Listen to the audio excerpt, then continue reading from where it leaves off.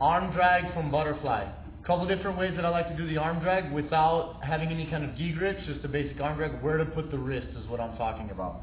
So I have a wrist control here, and I'm going to grab above his elbow on his tricep, right above his elbow.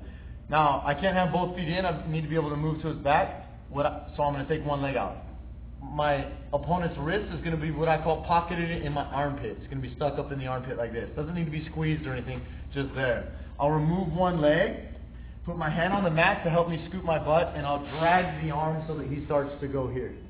Okay, and then I'll be able to aggress into taking his back. We'll get into that in a second. Okay, I have to put my hand on the mat. If I don't put my hand on the mat, I'm holding on to something. Watch me move my butt. Hard to move around his back. So once I put my hand on the mat, now I can easily drag around his body by moving my hips. Okay, so number 2. So this was with this arm pocketed in my armpit. He has a little bit more freedom of movement, and when I move around him, I use his pulling to be able to help pull myself around him. The other variation that I really like is having the hand down. If I pull the hand down, notice his hand is down in between my legs, so that when I start to pull now, it'll cause the breaking of the posture, like omoplatas or kimuras or whatnot, and now his arm goes over my thigh, and it breaks his posture down. Sometimes he'll even roll in towards me. And then again, I can come up, put my hand hook in, start to attack the collar. From here, I'm going to grab the near side collar, and I'm going to grab the hand. I like going both ways here. You can go seatbelt, but if I grab both ways, I can try for my 4 points. Or if he's blocking the hook a lot, I can try and get my collar chokes, whatever the case may be. Sometimes you can use the throat to distract so you can get your 4 points. You can use the 4 points to distract to get your throat. Whatever way you want to go for it.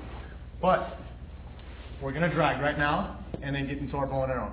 So I'm here, drag, foot comes out, break them down. I lift up just a little bit on this side, Ryan. Notice my forearm is over his arm. My forearm is over his arm. This helps to prevent him from taking his other arm, this arm, and putting it around my body, and now it's an underhook, and I don't want that.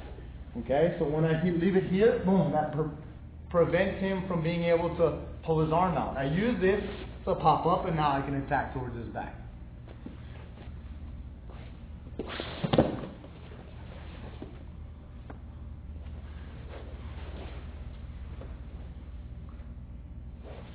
Now let's spin around and take a look at taking the back.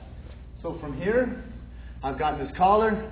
Maybe he's defending this bottom hand, it's being a fight, whatever the case may be, or I just want the strong submission of a bow and arrow. I have the top hand collar thumb inside. This hand can grab the pant leg. It's kind of hard from this angle to hook the whole thigh, so I'll grab the pant leg. Next thing I need to do is I need to cross my feet over. Foot goes over his hip. This leg's going to start to swing wide. As I start to slide back, putting his body in my lap and his head is still on my thigh. Drop this leg down so they can see. Okay, so I'm holding on to here, and then I can cross my ankles over his shoulder. I can switch this grip, because sometimes the guys like to turn away. See how the body starts to turn away? Well, keep turned away, Ryan. But if I have control of his legs, see how it pulls his upper body back towards me. Now I can sink in the choke and pull the lapel. So the foot control, the thigh control, helps to be able to bring them back toward you, make sure that they don't turn away, because sometimes they can turn away a little bit. Again, let's look at the back control. I'm here. I have one hand on the collar. Grab the pants. Cross the feet over. Swing my hips away. I'm not going to stay directly on him. Notice I'm going to swing my body away. Now I'm here. Control, cross the ankle.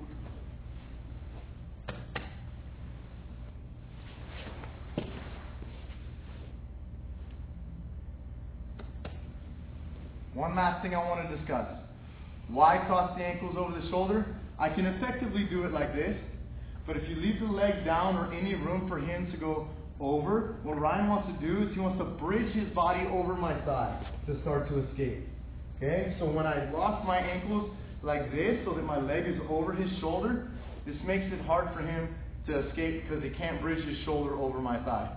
If anything goes wrong from here, I've always got this top arm in which I can hold into an arm bar from this position with my right foot, or leg over the face if I really need to. That option is there. But that's why I want to cross my ankles over. Hand fighting.